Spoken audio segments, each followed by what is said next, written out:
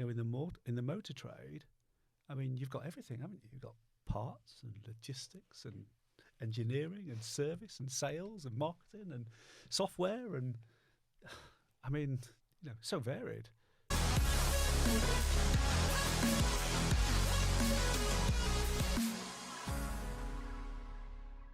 Hello and welcome to the Armchair Show. I'm your host Tanisha and I'm so thrilled to have you guys here. Today we've got some fantastic guests, so why don't we get started with a quick introduction of who we are and where we're from. So I'm Kat Lord. I'm a Salesforce consultant at Feasa. I've recently joined Feasa from about 12 years in dealer. So I've worked for Sandcliffe and also for Drive in marketing, project management, working with DMS systems and sort of all the other systems that the dealer group uses. And when I was at Sandcliffe then, I managed their Salesforce implementation project, and that's how I ended up then working for Feasa. So good they hired you. I know. Yes, that's me. And Steve? Yeah, Steve Dean, operations manager at Norton Way. Norton Way are part of the Marabelli Auto Investment Group, so the likes of RRG and HPL. Previous to that, I was with my own company, Vehicle Vision, a couple of directors, which was great to be a supplier to the industry, particularly in technology. And then prior to that, worked for the likes of Lookers and Jardines and Vindis. So you've both sat on both sides of the table from supplier and dealer world then? Poacher come gamekeepers, eh? So I guess to jump straight into it really, why do you both do what you do? For many years, I've put in dealer systems into dealerships and sort of looking at them and thinking from a software perspective, looking at it and going, that is a fantastic bit of software. I can see how that's going to help, but not really thinking quite as much all the time about how users are actually going to use it and how that fits into their day-to-day life. And we all know that there's so many times when you put something in and then you think, this is great. And then a sales exec or a service advisor says, I really don't like it. It doesn't work. It doesn't work. And I'm like, but it's got this fantastic new feature in it. So what I really want to do is to try and help dealer groups get bits of software that help them do their job better, but that also are suitable for people to really use and to make it really easy for them to do their job better, not just to give a dealer group a new shiny thing to put in and to get some nice stats on or something. Actually, things that are really going to help people, because there's been so many times when I've looked at things and I've thought, if only we could do this. And now we're at a position with all the tech changes and things like that and things that you can put in where now it's actually possible to do these things that 10 years ago it's like it would be great if something could do that. And that's what it is that I want to. Yeah. That's why I love what I do. Nice, amazing. And what about Can't you? be Why quite do as you passionate as that. I want to be. I mean, from my perspective, I fell into the industry accidentally as an apprentice. Like so many people? Yeah, like so many of us do. And then I got sort of the bug. But actually, deep down, I love to help businesses grow. And I thought it could have been any business. But of course, it's always been automotive. I moved into software and managed to achieve it there. But it's definitely the industry. There's a bug to it. And you hear people say there's a bug. Once you've got it, once you've been bitten by it, you're there with it. But where else can you come to work where you don't really have to work other than use your brain in most cases? Enjoy it, and at the end of the month, they pay you for it. So that's my reason. Yeah, very true, very true. And you've both been in the industry for a long time, right? If you don't mind me saying. Well, Steve's been in longer than I have. Well, I'm 57, and I started as an apprentice at 15. Oh, wow. So I did 3 years as a motorbike technician, and then I did a couple of years of sort of soul searching. What am I going to do? Tractor driving, think I'm going to be a fireman. No, I'm not. I'm going to work in a dealership. And then from there, I stayed. So, yeah, 2 years out, I guess, 18 months out. The rest of it, I've been everywhere from parts, service, sales, and then, there's some very, very good, astute leaders out there, and I was very fortunate to get picked up by 2 or 3 of them. I won't name them, but they know who they are because I've already told them. And they invested in me, and, learning is living, isn't it? So I learned an awful lot from them and continue to, and it seems to have paid off. Amazing, amazing. And what would you say some of the biggest challenges are of your role at the moment? Well, so when I left the industry 6 years ago, it must be my fault because COVID came and dealers made more money than they had ever made before. And yet I'm sitting in software where we weren't making any money at all. We were just sort of investing. And then I come back to the industry and the whole thing turns around. So I apologise to everybody for causing such disruption, like coming in and out of the industry. But what do we face at this moment in time? Well, before I came back into the industry, a few fairly, I guess I'm going to, colourful leaders said there's no way in the world you would make it back into the motor trade because there's been so many changes in the 5 years we were away. Although I was working on the peripherals, I still kept in touch. But let me tell you, the skills that you need today are the skills that I had 5 years ago, because today is a completely different world to COVID and just post-COVID days, because stocks revaluing and depreciating, hey-ho, it always used to, and now it's happening. So things are becoming more important, and the basics of sales process and people are even more prominent now than they probably were 2 or 3 years ago. So, yeah, I think what's going to change, what do we need to focus on? Brilliant basics. I know it's a phrase, but have we got the right people in the right place? Have we got a really good process? Can we transact online, in-house, the way the customer wants to transact? And do we know how to move inventory around fast in order to make sure that we make some money in the month before it depreciates? Which will always be one of the biggest challenges. Yeah, the industry has maybe forgotten that, it used to work with new cars that went up, parts that went up, and used cars that went down. We went through a period of new cars going up, parts going up, and used cars going up. How could you fail? Well, guess what? It's turning around again. New cars, are now oversupplied in most cases, or in lots of cases. So massive discounts appearing. That's hitting used cars. Used cars are revaluating. Now we've got a price alignment and a depreciation thing happening all at once. And so it's become pretty challenging. And I guess there'll be some people sitting in dealerships who have been promoted during the time that are be staring at their P&L and going, or their stock, and thinking, how do I deal with this? Hopefully they've got the right direction from above. And what about you, Kat? What's the biggest challenge you find? Yeah, I mean, I think it's the same. Obviously then I was still at dealer side up until relatively recently. So, everybody is feeling the same, how the market is all of a sudden going back to what it was like pre-COVID, but we've kind of all forgotten a little bit, I think, that is what used to happen. And I fully agree on the process. I think that we've, in that time, then things have been, they may not have felt easier, but I think they were slightly easier for a little bit. And then we've let process go, and we haven't been following it as much as we should have been doing.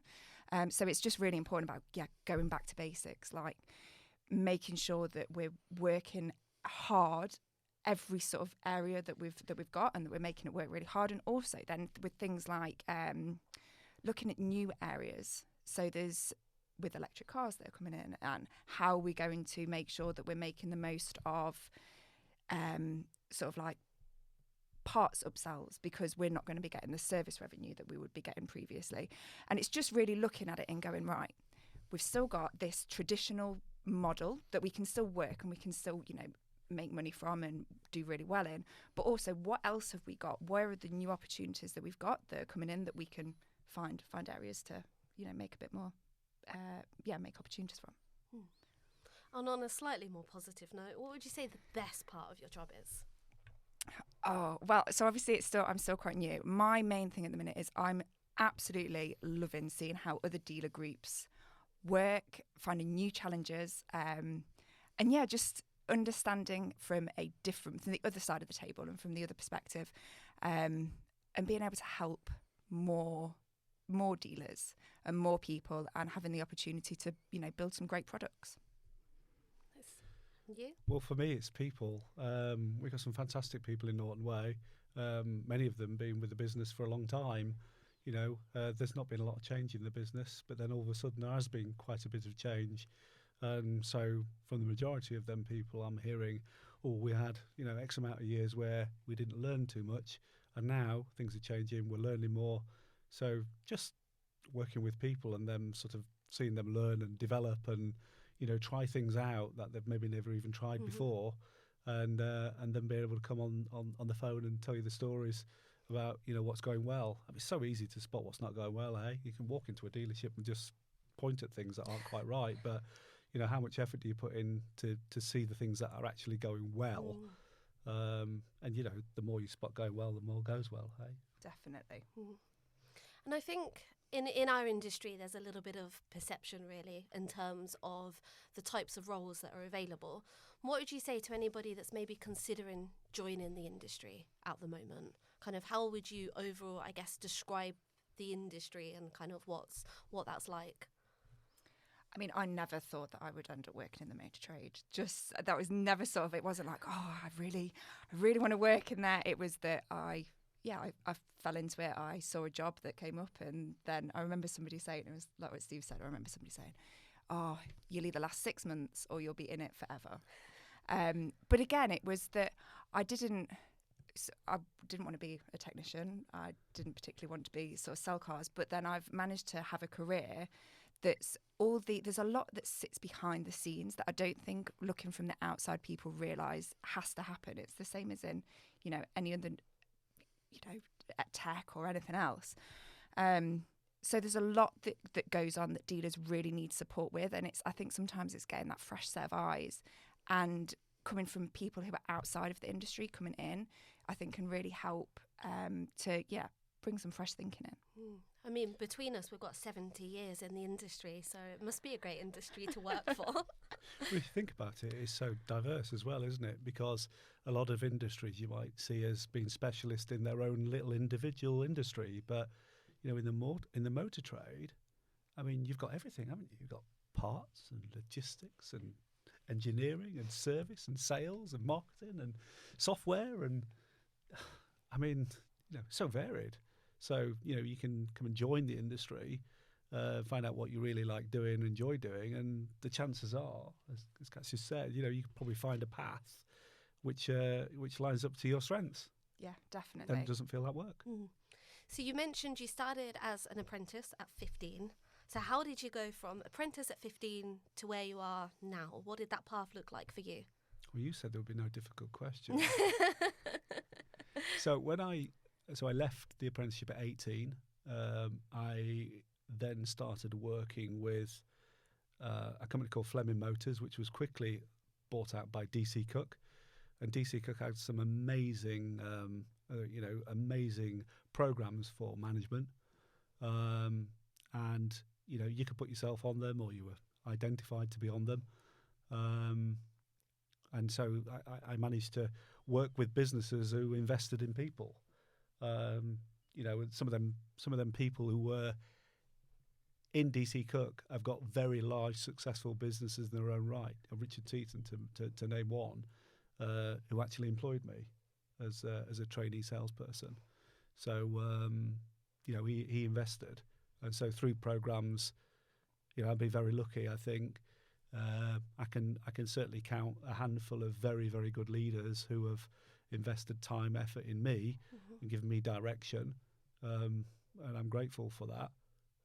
And so that's how I've managed to progress, I guess, and having that thirst to continue to learn. I mean, there's some fantastic mentors in this industry, isn't there? So, amazing. Yeah, fantastic. And what about you, Kat? How did you end up in the industry? So similar really. I was working outside of, I sort of did stints in marketing and project management before, and then had sort of was just looking for a new job, and I was like, what can I find?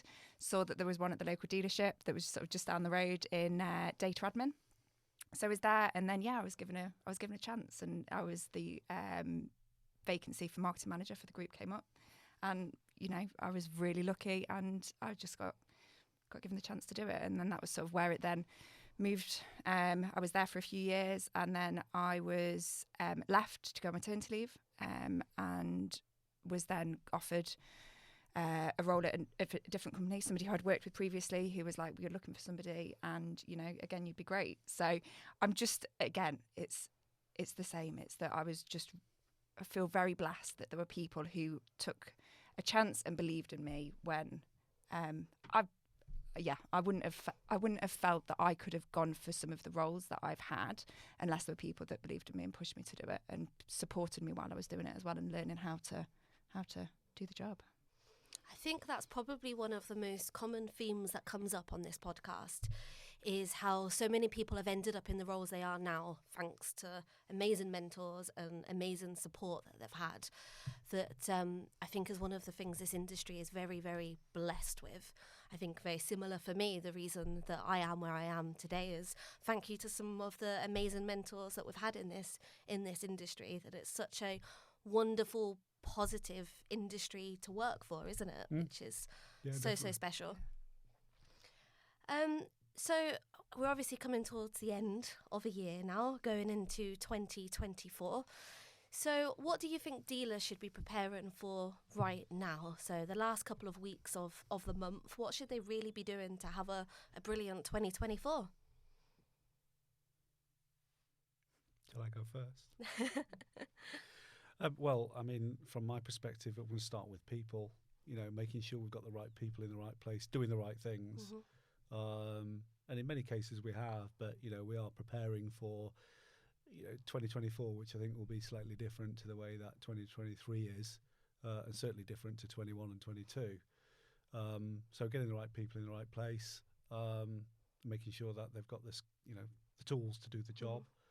I guess, I think reviewing relevant marketing plans and activity plans, because I think more than ever they're going to become really, really important in 24.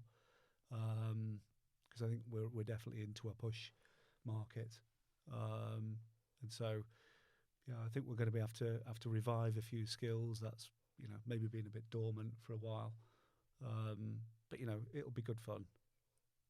Yes. You say about reviving some skills that have been dormant. What do you have in mind with that? Well, I think planning in various topics.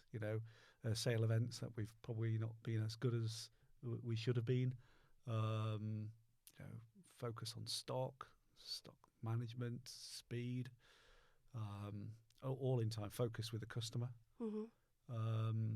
So just bringing out some dormant skills that we've got, but maybe just didn't have to deploy quite as aggressively or assertively as we will do next year.